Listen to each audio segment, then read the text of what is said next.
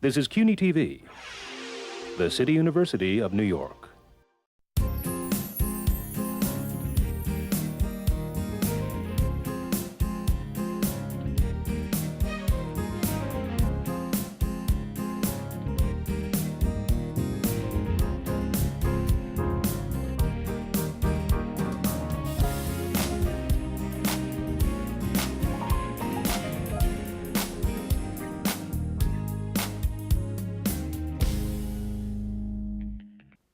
Hello, I'm Ronnie Eldridge.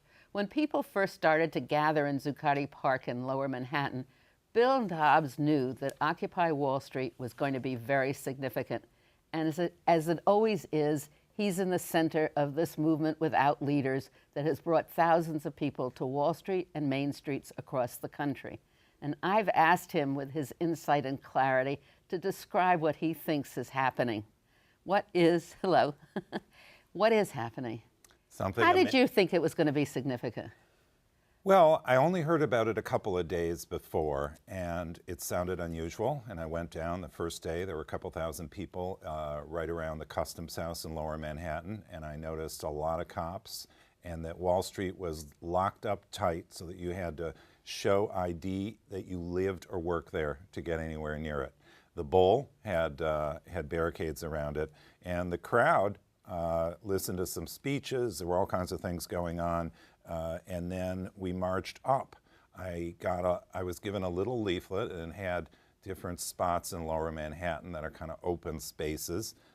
Some of them had been blocked off, but Zuccotti Plaza was the stopping point, and it wasn't closed off. No, no cops there. No. The crowd has been at Zuccotti Plaza, now renamed Liberty Plaza, I think that's its former name, for over 3 weeks. So the police were really the indication, in a funny way.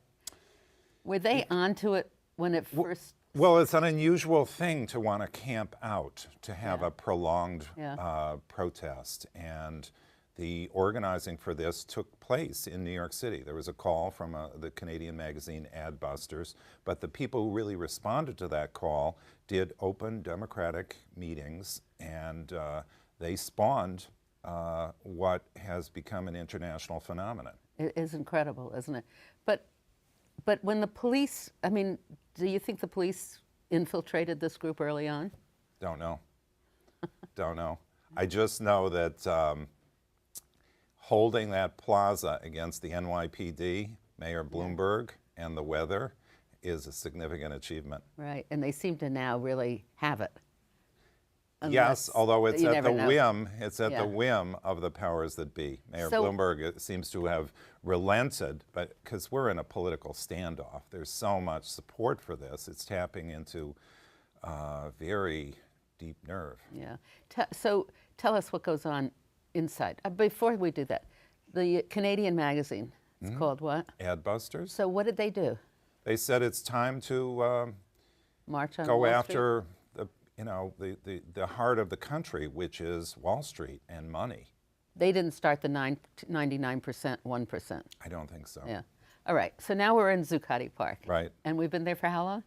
Over 3 weeks. And what goes on in there?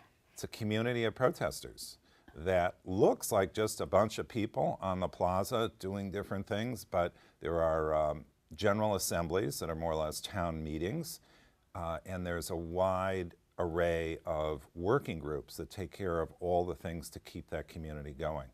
Sanitation, finance, direct action, media production, public relations, legal, medics, comfort to make sure that people have sleeping bags and blankets, a lot of stuff. And it's open house all the time. At first, maybe for a week, I noticed people were a little reluctant to come into the plaza.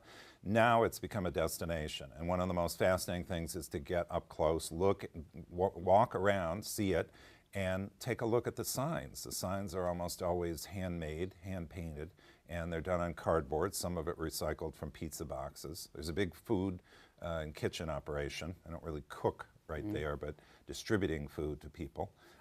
And there's no staff, there's no paychecks. This is a labor of love effort.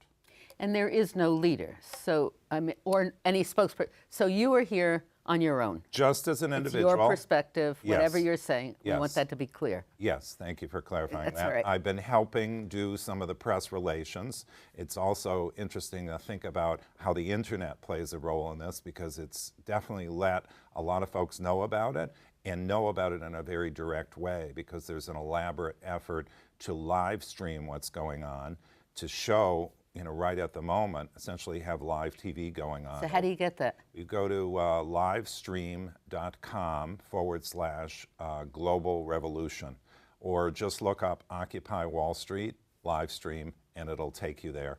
But there are a lot of people who are involved in shooting video and collecting that footage, editing it, getting it out to the world. Also extensive amount of tweeting and websites, all this stuff. But the power of that protest is because it's live and face-to-face. And after a couple of days, people realized maybe something that's ripping a page out of the book from retail, which is information booths.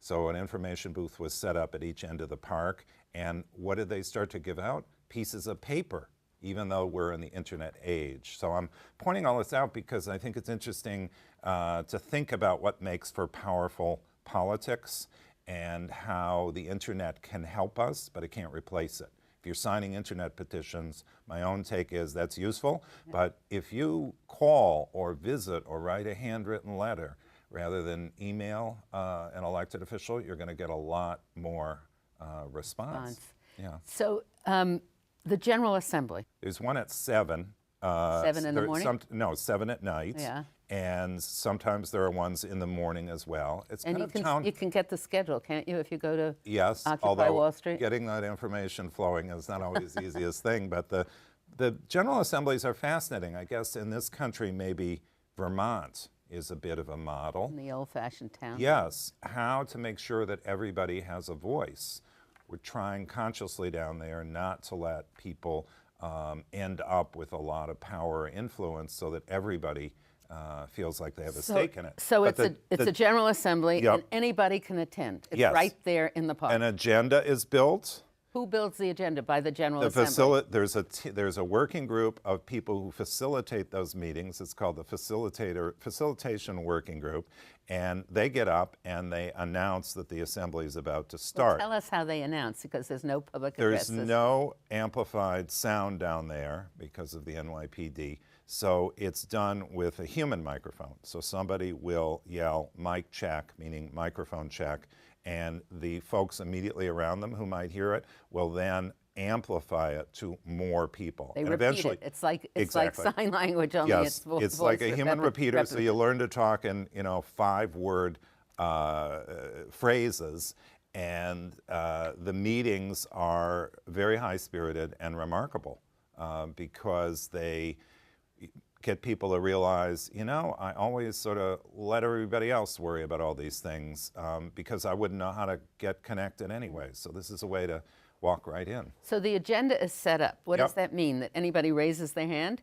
Well, Can an add agenda, an item? items are added, and How are then they generated? they're generated from the audience, and I'm sure that some of the facilitators probably put items on, and then there is discussion, and the group has been mostly operating by consensus. If there is nobody who feels so strongly that they would block something, that's the group's will. So it's not formal voting. Right. And they then, do they ever, so they decide the activity, basically? Or what is it? Yes, it's a combination of things that come out of working groups and the General I see. Assembly. For example, if you were to ask, well, what does Occupy Wall Street stand for? The General Assembly might be the broadest expression of what that protest means. And what if there's this constant hammering, what are the demands? If there were to ever be such a list, it would come out of the General Assembly. Do the people in Zuccotti Park and Liberty Park want to have a set of demands, or are they happy with the way it is? I'm sure there are lots of views, but it's proved to be an advantage. Oh, I agree with you totally, and everybody in the people in the media are just Relentless. about. Well, they don't have any goals. I mean, of course. This is about 99% of the public of this country that is at the behest of 1%, which has accumulated enormous power and money. And a lot of people are hurting. In all different kinds of ways. Yes, and it's an outcry. This is, the way I explain it is that what's going on is an outcry, that it takes a gigantic amount of energy just to give off that outcry, get through the cynicism that many of us have, and get people interested enough to listen.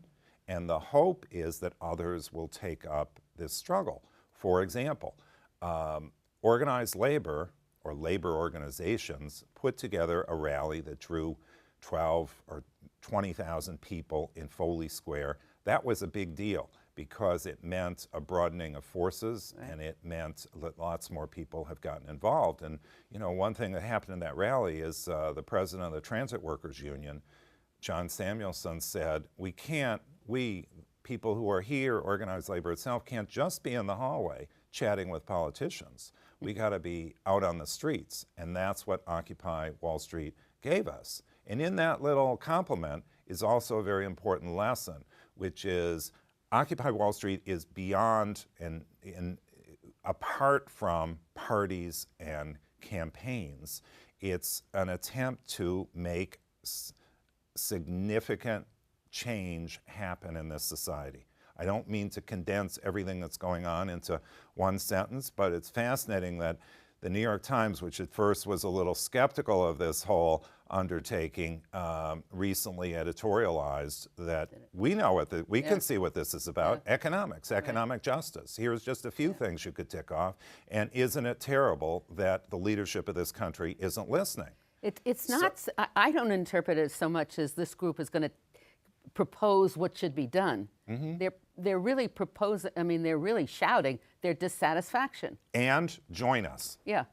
Join us. And then change it. Yes, and that's going to take a lot of careful thinking, and one of the things that's now happening is that many politicians want to jump on the bandwagon. Well, that's the fine line. Yes. You want the politicians to act a different way. Yes. You want them to regulate. Right. You want them to more equal the distribution of wealth and everything else. Right. But you don't want them to join you. No. We want to keep the pressure on them. We don't want them kissing us on one cheek and meanwhile grabbing our pocketbook. The same old story. Yeah. Yeah. So. Yeah, but just to be a little more specific, at the outset, this is viewed as pretty marginal.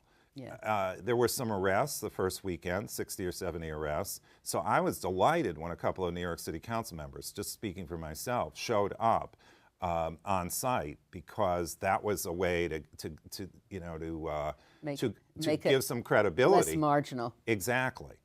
Now, though, there are lots of people who want to jump on that bandwagon, and we have to be more careful. On the other hand, it's grown like crazy. Like the number of people who literally come on site. Yeah. If you were 5 blocks away, you wouldn't know it was there. Right. But the rumblings, I think, are going all over the city. And you don't have to stay there overnight. No. But we need some people to stay there overnight. Otherwise, you'll lose control, the occupancy ability. Exactly. There's always 100 to 200 people now even a lot more, because now at night the whole plaza has people sleeping on it. But some people will come, and there's sort of like a seminar, isn't there?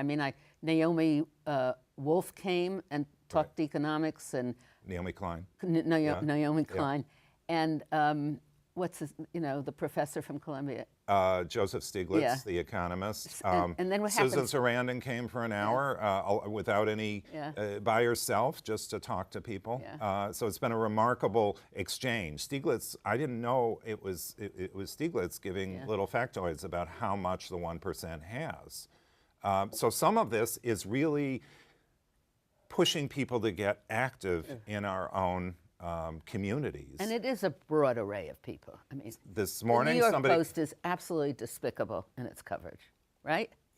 This morning, somebody, yes, it is an array, and when I say it's cutting across, that it's not about parties or candidates, that it's about who gets what, who has a safety net, or whose safety net, meaning their Social Security or job, is chopped to shreds. That cuts across a broad array. And as an example, there was a grumpy broadcast producer who said, my boss made me do this story about self-indulgent college kids when I could be working on something important. I said, well, if I may, how about your pension? And he said, I don't have one. I said, that's part of the reason people are here. So it really does cut and touch a lot of people, the ideas that are being raised. We do not talk much about class in this country. We have, endless stories. The Republicans are talking a lot about it. We have class. True, but we have endless stories about how great it is to be rich. Oh, yeah, we do. We don't seem to take the same tenderness with people who don't have a roof over their heads. Well, there's a front page of the New York Times that has a little girl eating fruit salad in a dark room because the electricity has been turned off in her apartment in Kansas City. And right underneath it is a story about Occupy Wall Street. And I don't think you could find a better contrast than that whole thing. It's not just young people. No. Now, it's a lot really of people. It's really a whole range. Yeah. I mean, the only way to look is to go through, go see it, Yeah. or keep reading and look at the independent stuff, because sometimes what filters through the mainstream media is not as accurate as we would like. But one great thing about the coverage now is that it is built, and that's why the rumbles are getting out there. Before the labor organized rally, the foreign outlets from all the countries in Western and Eastern Europe went wild. They're all showing up, like several publications from Poland, for example, sent their press. They want to know what's going on. They didn't come together. Yeah. You said that one of the labor leaders expressed surprise that he was being followed by a Dutch correspondent for the day. They said Exactly, that never TV. happened before. Yes, yes. Now, do you think when they announced yesterday that they're going to start a recall effort for the governor in Wisconsin, it's all part of it, isn't it? Do you think, it has to have been decided in the last 3 weeks that they were going to do that.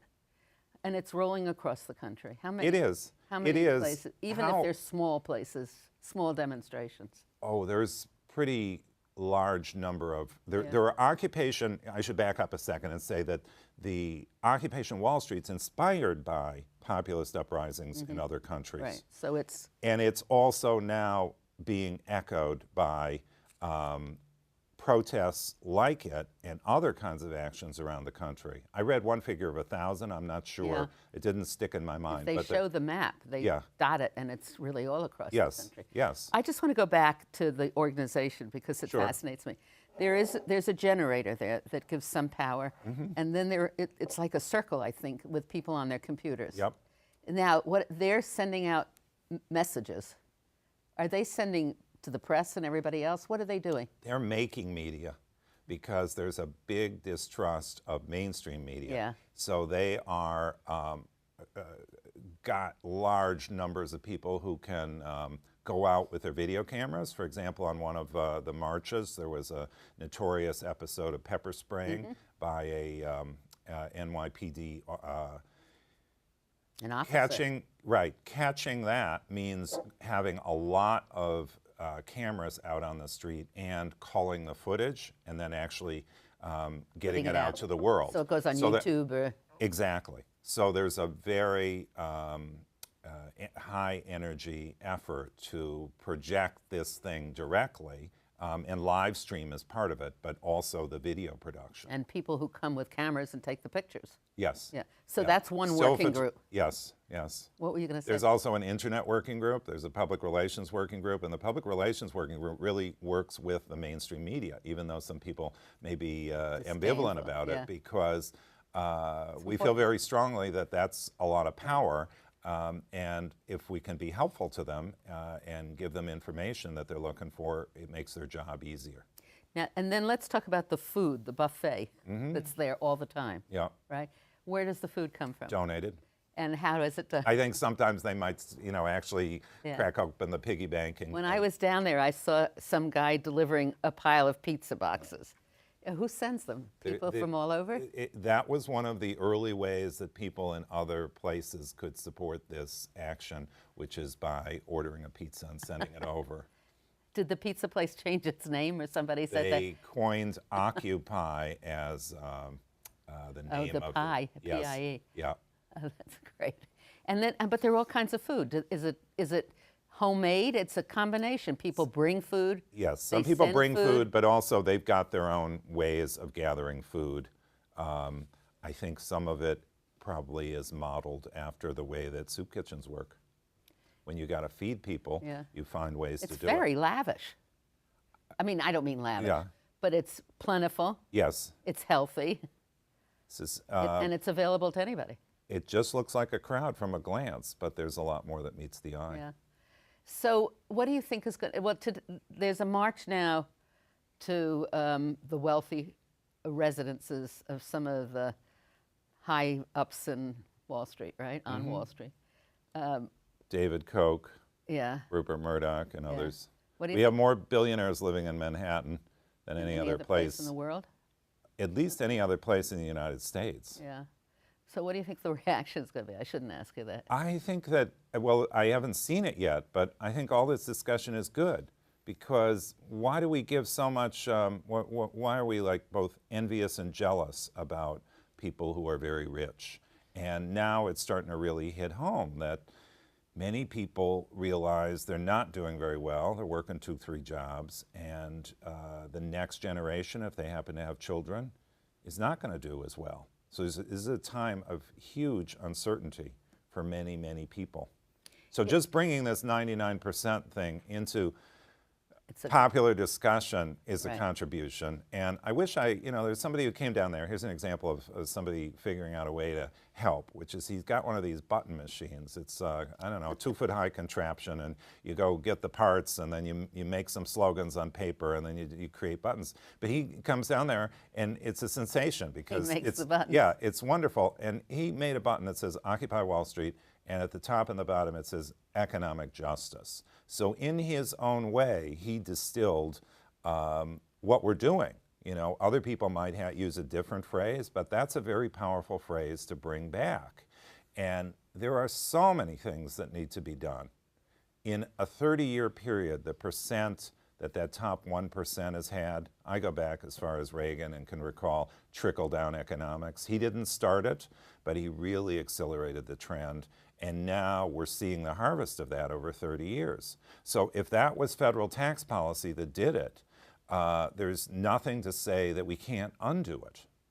But it's going to take very, very determined people, and these people have got to, and we have to keep an arm's length from elected officials and political parties. It's very understanding why it's called economic justice. I mean, the big waves we've had is equality. Then we had the women's movement, it was also equality. And the third is equality with money, or more equality. What else? Go on. A lovely couple on Sunday came by from Brooklyn with their 2 sons in tow that were, I don't know, 6 years old or so. And the parents asked if I could explain what was going on. And I said, you know, a few people got mean and very greedy. And I got to sum it up in a childlike way. And yeah, it's a lot more complicated than that, but how do you make a better world? And why does somebody need to have $15 billion or more? Can you have too much money? There was a Wall Streeter who came to talk to me one night before I really started helping with the protests. And he said, I'm not sure I agree with you, but I want to, hear you out more. And that's one of the questions I asked him. Do you think that someone could have too much money? I believe that you could have too much money. And what did he say? He said no. But then he conceded that he's about to lose his job on Wall Street. He's got some music thing set up that he thinks will sustain him.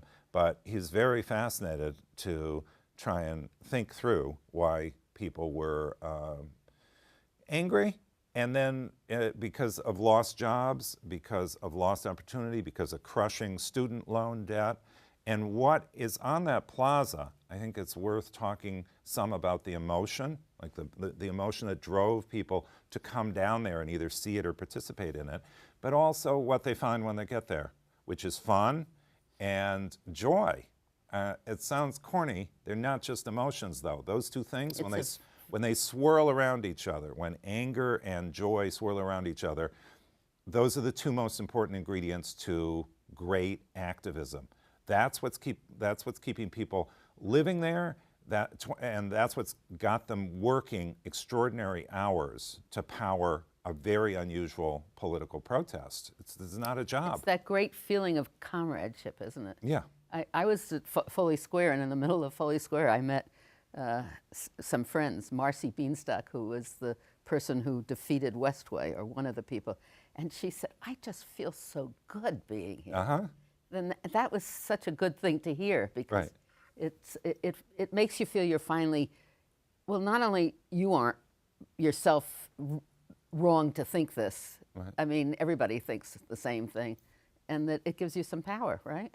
Yes. A sense of power. Yes, absolutely. Yeah, that happiness it's again, it's not just an emotion. That's a big driving force, and if you can tap into that, there's even more power. And why are people with power? What are they thinking about this? Those 700 arrests, the people are going out and marching around downtown or up to Union Square or wherever it may be. They're not going out intending to get arrested, but the NYPD, rather than accommodate protests, decides to try and suppress it. And one of the most powerful things that we can still do is go out on the street. Right. That is why they are so interested in stopping it, and why it's so important to do it. Well, Bill Dobbs, thank you. I hope that we've convinced people to go down there and to also look at the live stream and follow it and to support it. I mean, it is an incredible phenomenon, and you will feel much better, right? Let me give the final URL, www.occupywallst.org, OCCUPYWALLST.org. Thank you very much.